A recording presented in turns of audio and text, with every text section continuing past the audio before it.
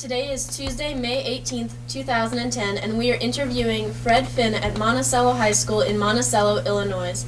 Mr. Finn is 86 years old, having been born on October 20th, 1923. Mr. Finn is a local veteran who is willing to be interviewed about his years of service. Our names are Alex Blaylock, Catherine Hixson, Morgan Hammerschmidt, and Alex Romine. This interview is being conducted for Veterans History Project at the Library of Congress. Mr. Finn, could you state what war and branch of your service you served in? Well, I served in World War II, and the branch of the service was the Navy, and within the Navy I served in the Civil Engineering Corps and the construction battalions. The construction battalions of the Navy are essentially a non-combat type of a unit, but we typically work with the Marines in our land activities. We're CB, the symbol. I wear a hat here, and the symbol of the CBs is a bee, interestingly enough, and he's carrying both the machine gun and he's carrying construction equipment in his many arms and legs. And that's, but as I say, and the CB is spelling out really of the letters C and B, which stands for construction battalions. So we're basically a land-based organization in the Navy. The only part of going to sea is when the Navy takes us from one island to another.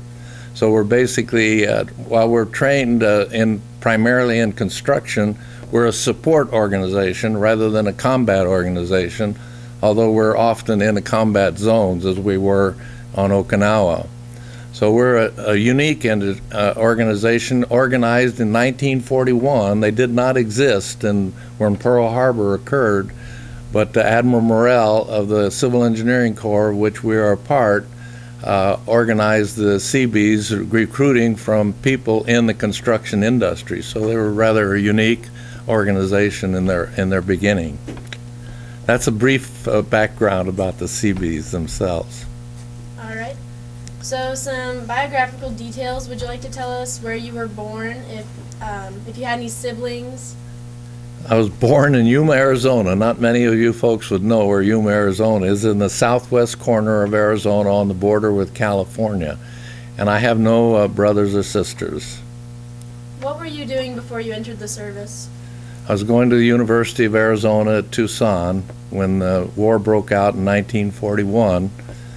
Kind of an interesting aspect of that my daughter thought I might want to mention to you is that I was in the ROTC at the University of Arizona in 1941 and 42, and the ROTC, and we were horse-mounted, if you can believe that. We were part of the 1st Cavalry, and we actually, for 2 years, we would go out every week for 3 hours a week and get on our horses and ride around the desert. So it was kind of an interesting experience. Well, did you have any other family members before you that had served in the Army? I mean, my father, of course, was in the Army and World War I, and but that's all. You know. Well, all my uncles and what have you most all of them were in World War I. All right. So, did you enlist into the Navy? Well, in a matter of speaking, I guess. And I was in 41. Why? Naturally, all the guys were trying to get into some form of service, and we were in the ROTC. So, the Navy offered us a chance to become part of the Navy, and I preferred that to the Army. But so they had a program called the V-12 program, which you take examinations, and if you're accepted into that, then I was sent to the University of New Mexico in that program. And so that as an apprentice seaman, I don't know if you know what an apprentice seaman is. On our cuff, we wore regular Swabi uniforms, and on our cuff we had one tiny little stripe. That's as low as you can get in the Navy as an apprentice seaman. So then I spent 16 months in the V-12 program before I went on to OCS school. When you departed for training camp, what was that like? Which training camp? Well, anyway, all right.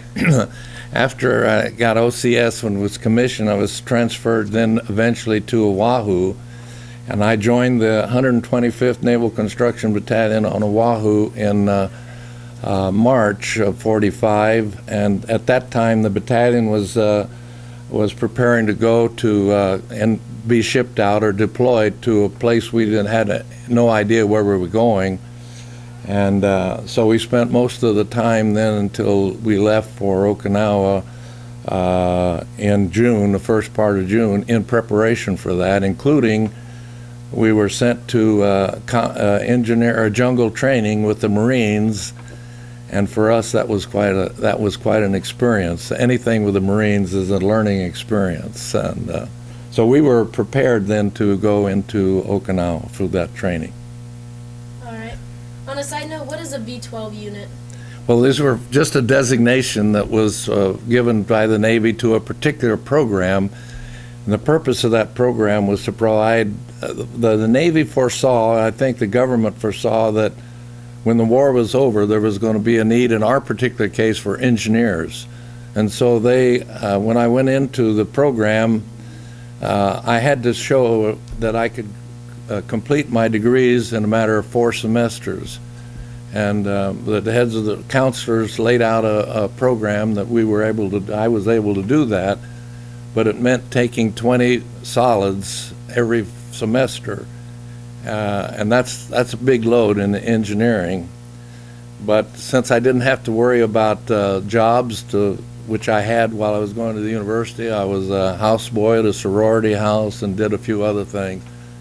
But since I didn't have to worry about board and room and all there was to do was study, we didn't have any extracurricular activities particularly, so it worked out pretty well. So I got my degree from the University of New Mexico in 1945. All right. So when 1944, actually. 1944? I'm sorry. Yeah. That's all right. All right. Were you housed at the sorority? Was that where I housed at the sorority? No, I lived in a men's dormitory during the period that it was a houseboy. But we did, when we were at the University of New Mexico, our units were housed in a women's dormitory, but the women were gone. They had to move someplace else because we had about, in the V-12 program at the university, we had around 200 men in that organization. And we were in different, some were in mechanical engineering, some electrical engineering, some in the sciences, but it was mostly in the sciences. What particular area of engineering were you enrolled in? Civil engineering. Mm-hmm. So what did that include? Civil engineering is mostly everything you see around you, infrastructure, buildings, water systems, that's basically civil engineering. The work that I've always done has been primarily in highways and airfields, and that's essentially what I did in the Seabees on Okinawa too.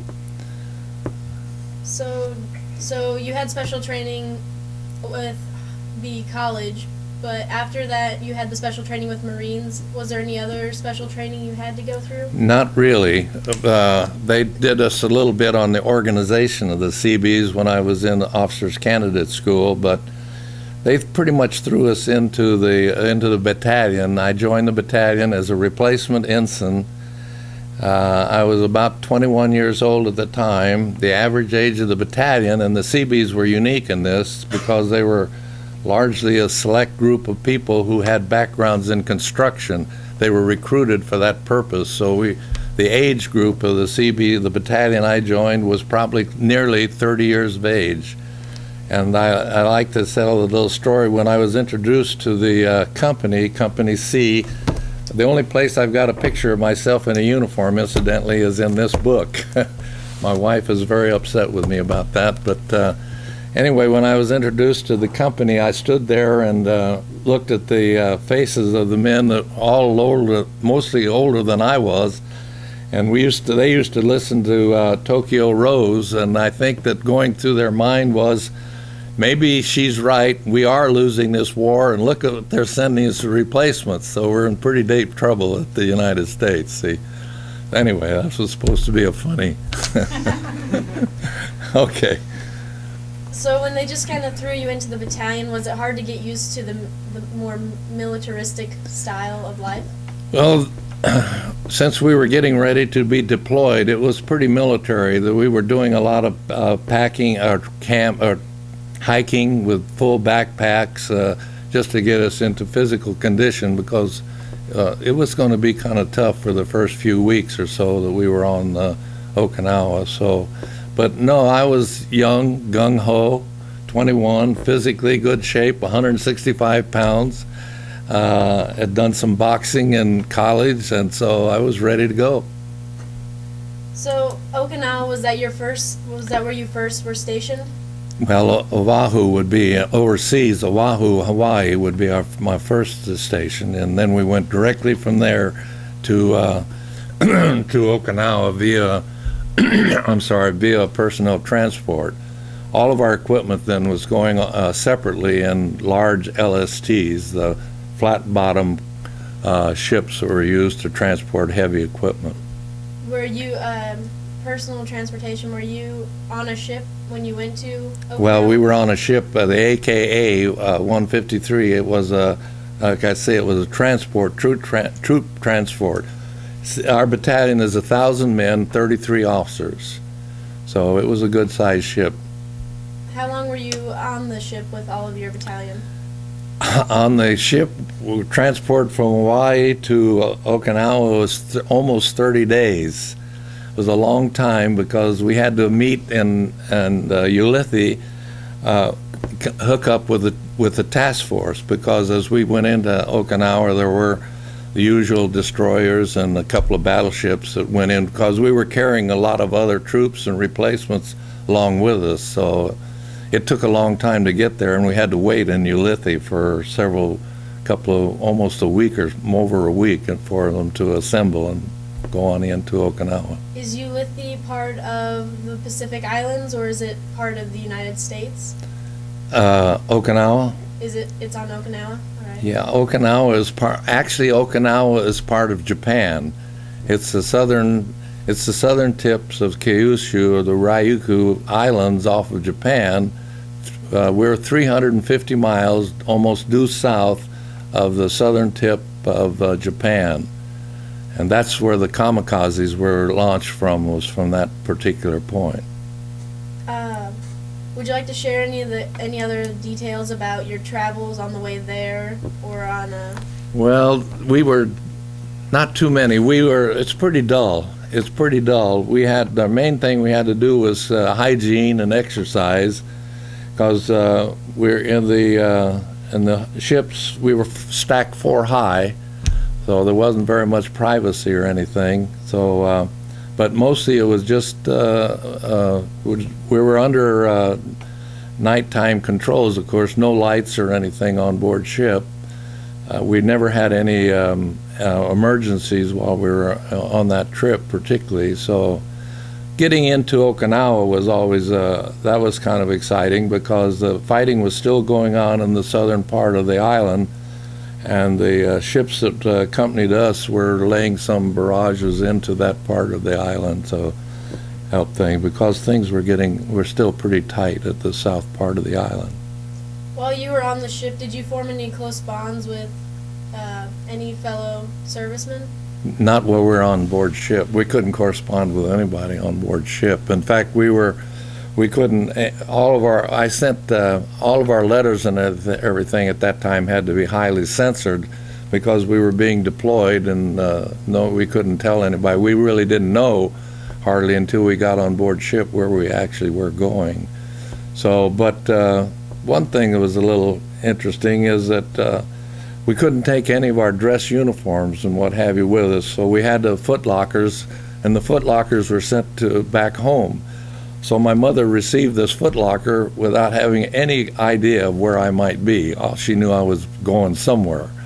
Well, that was kind of, for her, a little bit of a waiting period until she finally got, we had the V-mails in those days, but it was some time before we were allowed to write any sort of letters at all. What exactly is a V-mail? Well, it was a new kind of a very thin tissue paper almost that you could write on, and so it was very light and didn't require a stamp or anything from the guys in the service. So it was a victory type of a mail. So it was, but it served, but it also had to be censored. So. All right. So, while your family was waiting, did they have a chance to send anything back? No. No chance. All right.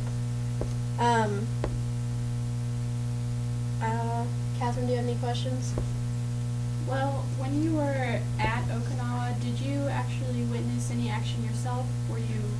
Well, let me first of all, we did lose one of the LSTs that was bringing some of our heavy equipment to us for the construction was sunk by a kamikaze, and so we lost some personnel in that particular engagement. But beside that, our role was security of our camp. And as an ensign, there were 4 ensigns that were assigned replacements to the battalion at the same time that I was, to fulfill the company requirements. And since we were young, gung-ho, and not much construction experience, in the first few days, at least on Okinawa, we were assigned under a lieutenant. We were assigned security. So we had to set out our patrols in the evenings and what have you to just make sure that there were no infiltrations from the Japanese. We had no particular problem with that. Our biggest problem, as far as the Japanese was concerned, was snipers. When we were doing construction, particularly during the day when we were hauling materials from one coral pit to our place of construction, why the snipers would take a shot at us once in a while. So we had to have armed guards on board our trucks and around our transport. But other than putting holes in the side of a truck or something like that, we didn't lose any people, or none were injured from those activities. But we were a little bit. We were in the security. We were afraid of ourselves as much as we were of the Japanese, because no lights at night, and sometimes you have to get up and move for obvious reasons. You might have to go do something else. And the guys, we were pretty much in first few days, each guy had a hole in the ground that he was supposed to be in. But getting up and moving around, sometimes they were afraid of our own men on security, because we were not very well trained for that particular purpose. We didn't have any problem. It was just that the guys were a little skittish about moving around. But our jobs when we first got there was, the first job we had was to create a airfield for the Marines. The Marines, Corsairs, were due to arrive about 20 days after we got there. And the assignment the battalion had was to create this airfield from nothing. And they did it in about 15 days. Actually, it was Marston Mattings, and it was a short airfield, only about 3,000 feet long. So it was a fairly simple, just making it flat and putting down the Marston matting. But the Corsairs did arrive on schedule, and the field was operational. We then had to move from that first location to a second camp, where we were assigned to complete a major airfield that would operate for the Marines and the Navy. And we were able to complete that airfield in operational condition in about 30 days. But in the meantime, we also had to set up a water distribution system for that side of the island, and roads. We had to build a lot of roads for transport. I might say, too, that when the war was over in Europe, and the war was over in the United States after about September the 22nd, I think, after the atomic bomb was dropped on August the 9th, and we were, of course, on Okinawa at the time. The war was over on September 22nd, but between that time, when the war was over in Europe and the activities completed in Okinawa, Okinawa was the staging area then for the invasion of Japan. So we were receiving all kinds of replacement personnel. More CB units were arriving. And eventually, between the time that the war was over in Europe and the time that was over with Japan, lots of troops were coming from Europe onto Okinawa. And these were some very unhappy guys because they thought that when they were finished in Europe, when they were going home, they were going home. But some of them ended up going around through the Panama Canal and going to arriving in Okinawa. The 101st Airborne Division was stationed up right behind our camp, and so they were very unhappy people. When did you get to Okinawa, and how long did you stay there? Well, I was there from June 15th of 45 until June 26th, I think it was, of 46. So I was there for a year. The war was over in September 22nd in Japan, but we still had to finish up this airfield, make it a permanent field, put blacktop on the runways and taxiways and what have you, and generally improve it for long-term occupation of the island. So we were busy for a full year. Well, it'd be about 8 months after the war was over. So Okinawa was a resort island for Japan, and so we had beautiful beaches once the thing was all settled, and we had some. When the war was on, of course, you're on 12 hours a day, 7 days a week. We couldn't work at night because everything is blackout.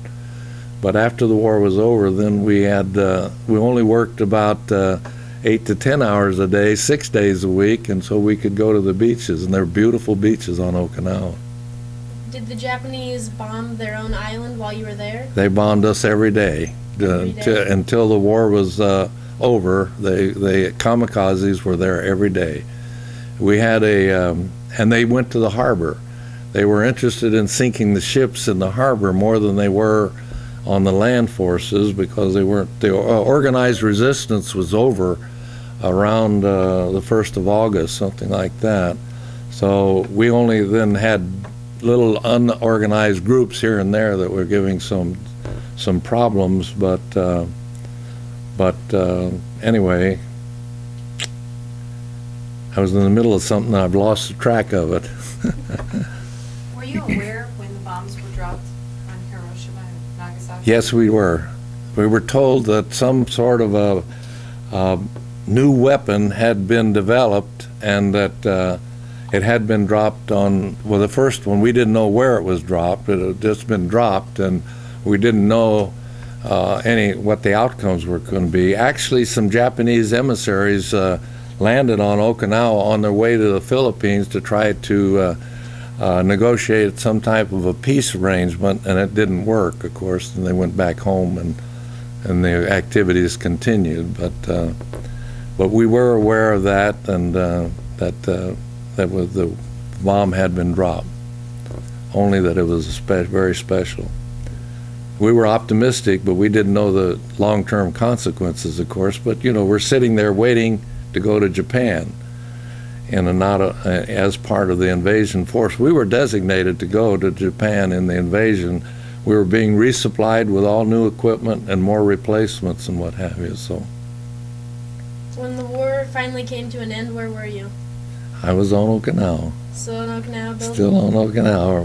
When the war was over, like I say, we said I had to finish up we had to finish the airfield, and we had to build the camp for the people that would be the pilots and the support activities for the airfield, about a 5,000 person camp. So we were switching from tents into Quonset huts.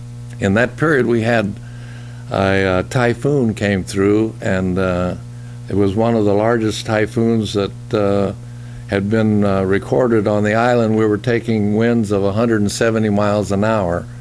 It was flying our airplanes all over the place because we didn't have them tied down in concrete aprons or anything. Ships were also waved up onto the shore. The Navy left when they got word that the typhoon was coming. They wanted to be out at the sea so that they could direct their move in toward the direction of the wind direction of the typhoon. But we lost everything in our camp, completely wiped out, as were some others. So then we had to start all over again building the camps. So when you finally finished building the airstrip and the camps, how did you get home? Did you go by ship? I've got a ship, yep. With Were a you ship there to for a San month? Francisco. Oh, no, we made it in about a week. It's a little Oh. better than the 30 days. Yeah, well, we didn't have to run with a convoy of any kind at all, so we could just go. The lights were on, the guys were playing pinochle in the holes and poker and all that sort of stuff, so. How did your family and community receive you when you came home? Well, I wasn't home that long to be received, but people were glad to see us. There were no parades or anything like that because I was coming back 6-8 months after the war was basically over, so it was kind of old hat by that particular time. But my tent mate, who had been, when the guys got points, as soon as the war was over, this battalion had been overseas from Oahu and what have you for over 2 years. And so they had a lot of points, and all the married guys went home. And that left all of us without points behind at Okinawa. So, but anyway, I was going to tell you, the man that I had shared a tent with in Okinawa then came to the United States, got a job with a utility company, and then offered me a job as working with him on out of Los Angeles on an earth-filled dam. And but I got home and I was ready to relax for a while, but I got this letter, and my mother and I were products of the Great Depression, if you will. And my mother said, "A bird in hand's worth two in the bush, you better go to work." And so I was back to work within about 30 days the time I got back to San Francisco. Was it hard to readjust to civilian life? No. No, it was No, pretty easy? Yeah, it was, yeah. Well, I didn't really adjust. I just went to work. It wasn't much to adjust to no. Did you keep in contact with your tent mate and any other? Yes, I did. And the gentleman I just spoke of, Mr. Leps, was in our wedding party when we got married in 1949. Ruth and I were married in 1949. And he was in the wedding party. And then after the senior officers left our battalion, we had ensign replacements, and two of those men, Peaster and Mills, then became my long-time friends. Both of them were in our wedding party. After I worked for about a year or so with the Edison Company, and then Mr. Leps decided that I needed a little more education, and so he arranged for me to go back to the University of California at Berkeley and get my master's degree. So, and I lived with these two guys, Peaster and Mills, while I was working on my master's. So we batched together for 3 years before one by one we got married and straight off to have our own families.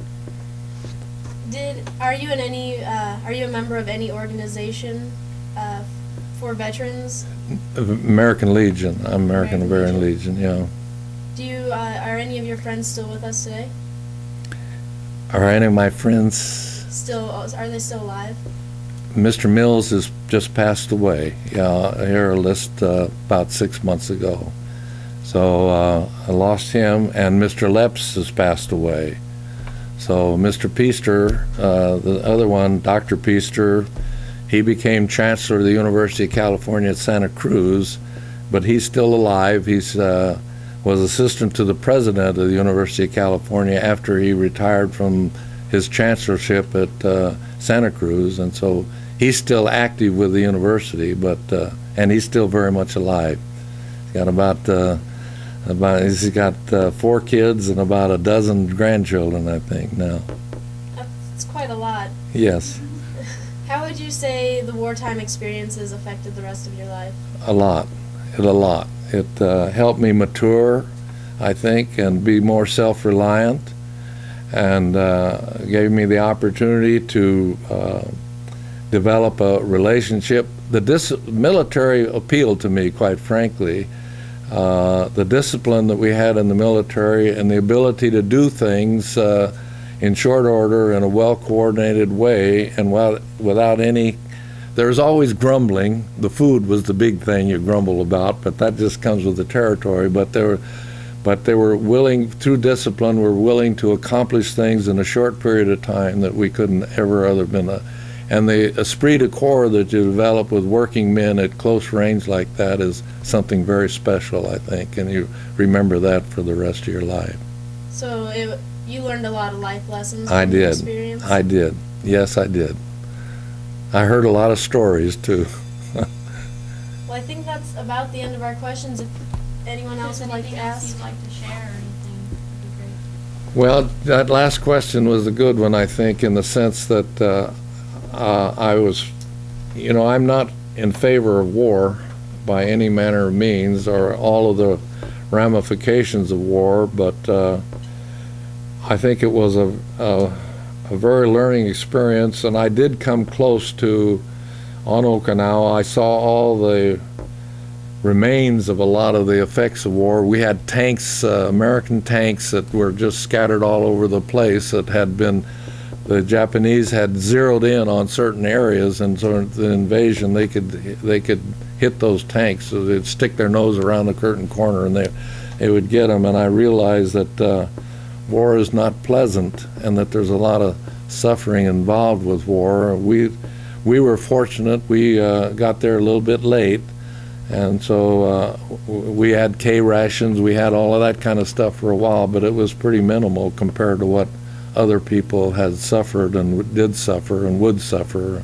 And the people of Okinawa, of course, were suffering too, because the island of Okinawa, as far as buildings, was leveled. There was nothing standing on that island when we had the opportunity, after we could move around a little bit and drive around over to Naha, which was the capital.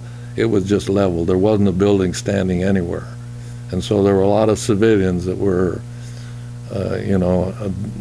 damaged, families that were killed and what have you. So it's very destructive, but unfortunately we have not found a way to get a peaceful solution to most of our problems. But and I've had the opportunity subsequent to that to work on Saudi Arabia with the government through the World Bank and with the government of Saudi Arabia and the Arabians, and I have many friends that I've worked with over there, and it's a different picture that you get from them that you get sometimes from the papers and what have you. I've worked with Muslims from Egypt, from Iran, from Saudi, and from Turkey and what have you, and I've had no problems with them at all.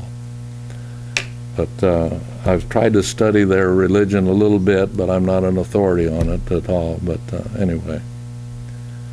But I think that the service I've had both in Okinawa and later I'm embarrassed to talk about I was recalled into active duty in 1951, and I went where they told me to go, and I did what I was told to do, but I was sent to, it was really tough, I was sent for 2 years to San Diego, California, where my daughter was born in the Naval Hospital at San Diego.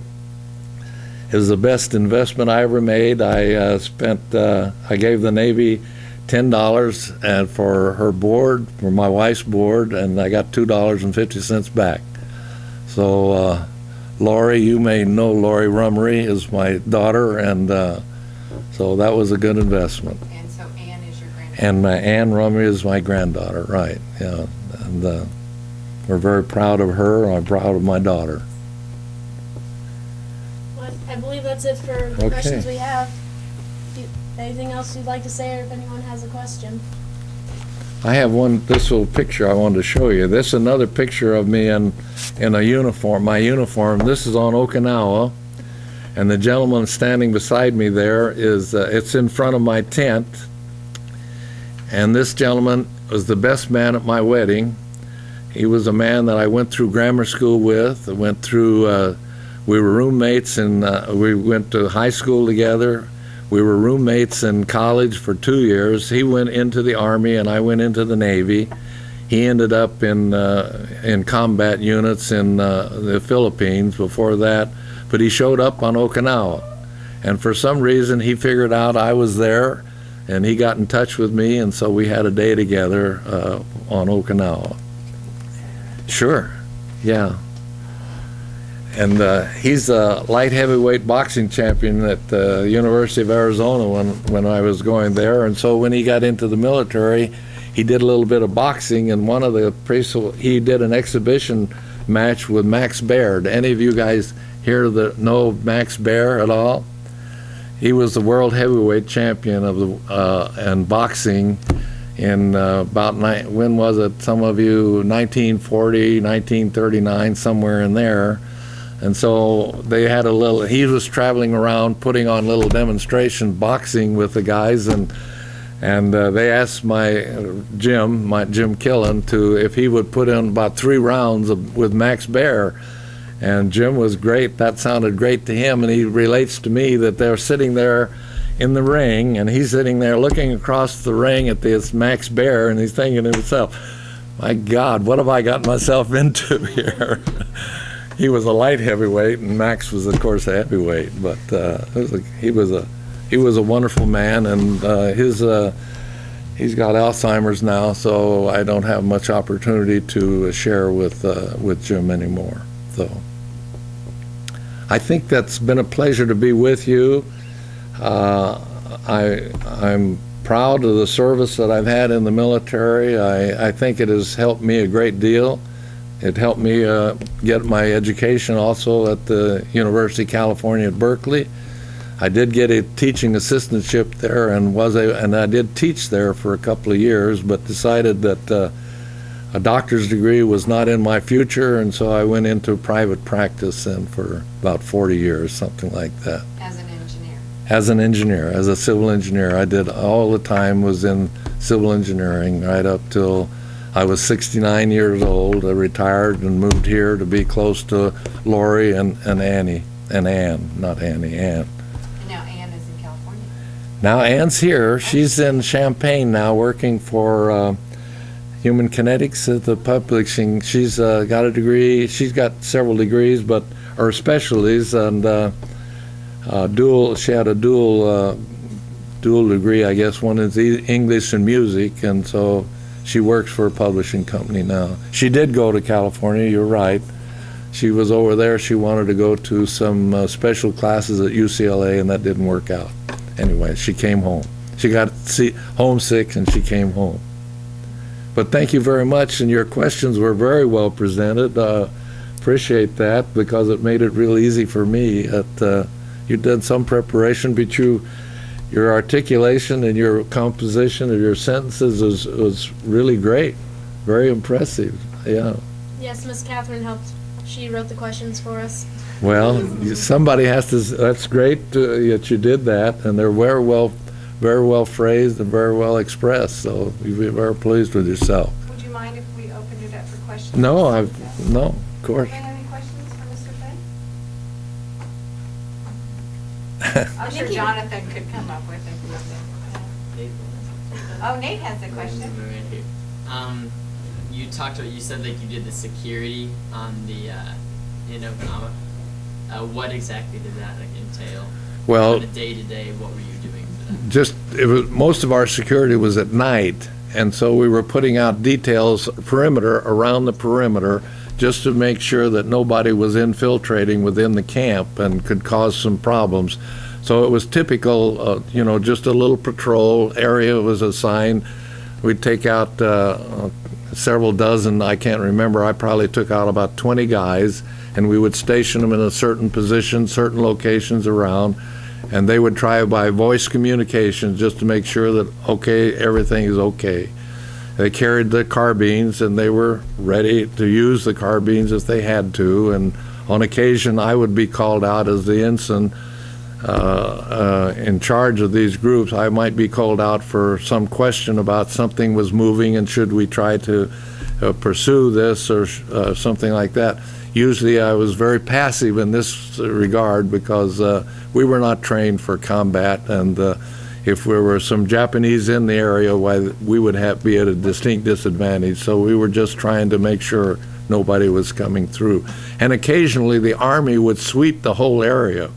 they would come through just a line of guys as far as you could see, and they would have lights with them because they were shining the light, and they would just come through the whole area and sweep anything in front of them. So we really didn't have too much to worry about, but we were requested by the force commander that we would provide our own protection. But Your main objective was to build landing strips. well, our main, in this particular case, we had two of the landing strips, two different landing strips, temporary and a permanent. And then the roads were, it rained a lot when we were there, and so the roads were just almost non-existent. And so even with 4x4s, we couldn't get through. We'd have to winch vehicles through certain areas, grab a hold of them and winch them through. So we were trying to improve that so that transport was more accessible and rapid and easy. And then we had to build temporary camps for all the people besides ourselves. We had to build the camps for the Navy and the Marines that were going to be operating the airfields. So and water was a problem. It was a long time before we took showers. We were awarded 2 canteens of water a day for the first couple of weeks because water was so short. And they also expected us to be clean shaven, if you can believe that. So after you use the water for whatever purposes, and the last thing you'd use it for would be to shave. We didn't shave every day, but we, as Seabees, we were not of the Marine. We're not as gung-ho as the Marines, and so we didn't do any inspections. We didn't do any battalion inspections. We had to mobilize, companies had to assemble every morning just to make sure everybody was there. And that's about all we had no parades or anything like that. And our guards coming into the camp were not the best of appearance sometimes. Like the Marines, we've always embarrassing. You go to a Marine camp, everybody's saluting like crazy, everybody's standing up in attention and that sort of stuff. The Seabees didn't do too much of that. We were a fairly informal organization. What rank did you leave the Navy at? Pardon? What rank did you? Lieutenant commander. So Yeah. is that an 05? That's a major in the Army. Army. Yeah, I don't know the 05, but 04. okay, yeah. We went to ensign to JG to lieutenant senior grade and then lieutenant commander. And I was discharged from the reserve in 1965. I was in Washington, D.C. attending active reserve units, but my travels were such that I couldn't attend those units regularly. So they sent me a nice little letter, and it basically said either get in or get out. And so then they sent me a letter that said you're out. 1965. I had 5 years of active duty and 8 years of active reserve, so a total of 13 years and so to speak, and before I was discharged. I have an honorable discharge from the Army also. When I went out of the ROTC into the Navy, they had to discharge me from the Army. In the latter period of Okinawa, you said you could go to the beaches in the free time. What else did the men do for fun? Well, we and had entertainment? sports. I was sports officer for the battalion. See, what we did, we lost all of our senior officers. Normally our commander was a 3-striper, a commander, which would be like a lieutenant colonel in the Army. And we would have a senior lieutenant as an exec. Well, when the war was over, all of those guys left. So we had a lieutenant commander as our commanding officer and a lieutenant JG, which would be like a second lieutenant in the Army as an executive officer. And all of our company officers were gone. And I was a senior ensign and a company commander of 250 Seabees after all these guys left. So, but thank goodness there were chief petty officers around, and so as ensigns, our main responsibility is to make sure the men were supplied with materials and that food and what have you was taken care of. So, but the chiefs did all the work. we were just sort of, they used to say an ensign is a messenger boy with a Jeep. And that's pretty close to what it was there for a while right after the war was over.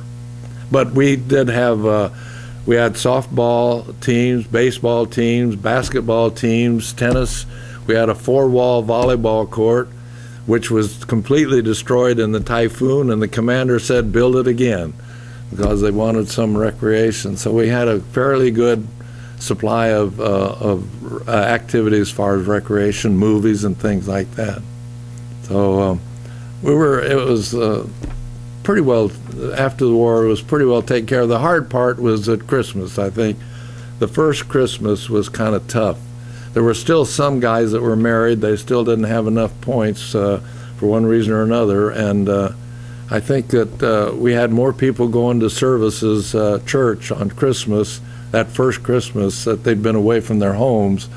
They really missed their homes. I think that was kind of a tough time for a lot of them. But still, my mother was back. My father was gone, and so my mother was at home, and I didn't miss my family as much as a lot of the other guys did. Yes, sir. What are these points? Well, you got points for the number of days in service, the number of days that you were overseas, the number of days you were in a combat zone, and if you were married, that was a biggie for as far as points was concerned. So most of the guys that in the battalion, many of them, unless they were very young or replacements, had already got enough through marriage, through service and the various components, and that they had those 50 points is what it took to get out. And they left us pretty fast. They took a lot of stuff with them that they were contraband too, but they would dismantle a carbine and take it apart in little pieces, and they'd put it in a big sea bag. Have you ever seen a Navy sea bag? They're monsters, and you can get a carbine, as you know, it's a short barrel rifle. You can get the barrel assembly in there and the rear end assembly into a carbine, and then unless the inspectors were being very careful, they'd bring it home. And a lot of guys got them home illegally like that, but nobody was really, at that particular time, we had so much equipment on Okinawa when the war was over that the big problem was, what are we going to do with that? And if we brought all the Caterpillar equipment and graders and everything back to the United States, Caterpillar would have been out of business for about 5 years. I think we had that much equipment. So we couldn't bring it back. A lot of it was sent to China because they were trying to reconstruct China. And I don't want to tell you where a lot of it went, but there's a lot of deep holes in Okinawa that are filled with a lot of Caterpillar equipment. But they just had to do it because it would have really brought that back. It would have had a terrible impact on the construction industry in the United States. Well, if no one else has a question, I do. What was the thought about the atomic bomb being dropped by the people that you worked with? What was the opinion of the bomb when it was Well, dropped? I think we felt the word was that probably the war still had to be another one dropped, and probably the war was going to be over, and we didn't give, our main thought, I guess, was, thank gosh, the war is going to be over. And like I said, we really didn't think about the long-term ramifications of an atomic bomb. Who knew what an atomic bomb was, except that it was a very destructive. So I guess we would say it was a lot of release that there was possibility the war was going to be over. And it was over, within a month. September the 22nd officially is when the VJ Day was over, but the fighting was essentially over for us around August the 22nd, I think, is when we officially thought that things were pretty much over as far as we were concerned.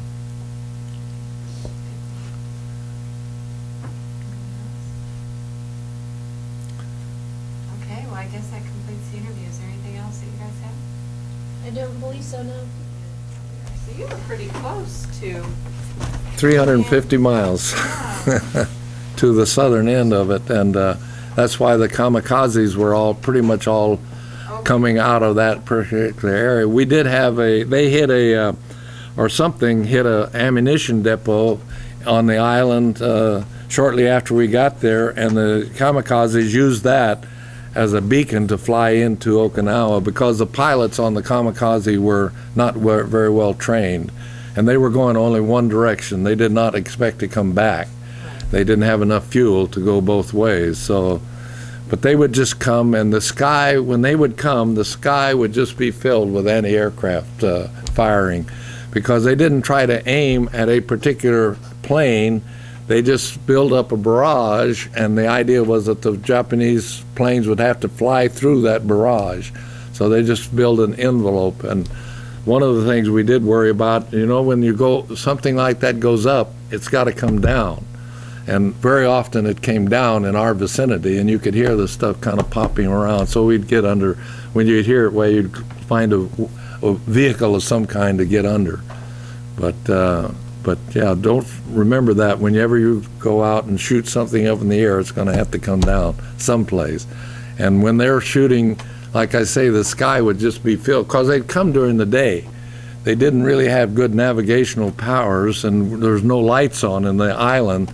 It was all blackout, so they would come always in the day. Yeah, this is before instruments too. And I think they probably had a compass on them, but it was such a short distance. They could just sort of point in that direction, and they had pretty much, when they could see the island, they knew where the harbor, our harbor was the main harbor for the Navy. The Honolulu harbor was the main focal point for the kamikazes to come, because that's where all the shipping was.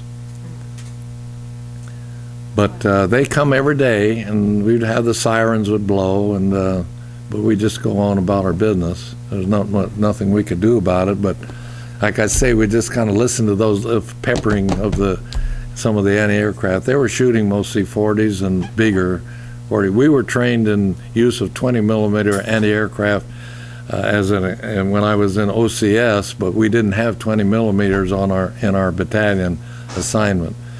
We had 30 caliber air-cooled machine guns, which incidentally, when we were in the jungle training with the Marines, we were taught how to fire a 30 caliber air-cooled machine gun from the hip, if you will. You rest it in against your leg and just hold it down there with a sling around the 30 millimeter and just start going. Mr. Gadberry told us those weighed 38 pounds. It's about right. Yeah. You put them around you have to sling them. And then we fortunately the Marines had us in a kind of a cave almost, and so we could just, all we were shooting at was the side of this cave or a wall so we couldn't hurt anybody, but that way. But it was live ammunition, and we had to go through regular jungle. We had to go through how you go through a city. You know, and all of the steps that you go gradually, and then they would have images that would come up in the windows, and you're supposed to decide whether you're going to shoot or don't shoot. All the stuff you see sometimes here and there on the training films and the like. But and then we had to go through night reconnaissance with the Marines and go down a rope ladder of sorts that had been used many times. It was muddy. And you just grab a hold at the top and then catch yourself. And the next stop would stop at the bottom. And some Marine sergeant would be with us, and they told us there was live ammunition being used, so that we had to keep low in these when we were in reconnaissance. But I honestly don't think they were using live ammunition, but it sounded like it. And we were out, our job was to go out and reconnaissance and find out where the enemy guys were, and then go back and with a map and compass and show that where it is. So we went up through that. That was a learning experience of a different kind. The military you can learn a lot in the military about a lot of things. I don't necessarily recommend that you ladies or gentlemen go into the military, but it can be a maturing experience, and one that develops self-reliance, I think, to a large extent. But pursue your careers, whatever it is. Don't let me. I'm not a recruiting officer. We have a lot of bright careers, I think. Yeah. All right. Round of applause. My pleasure.